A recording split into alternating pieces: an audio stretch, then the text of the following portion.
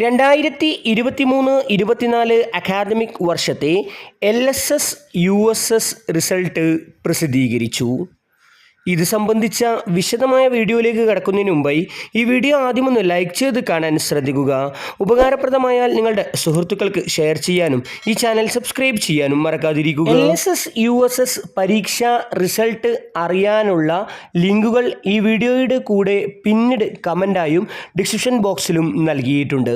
BPE Kerala എന്ന വെബ്സൈറ്റിലും ഇതോടൊപ്പം പരീക്ഷാ ഭവൻ്റെ വെബ്സൈറ്റിലും LSS USS പരീക്ഷകളുടെ റിസൾട്ട് അറിയാവുന്നതാണ്.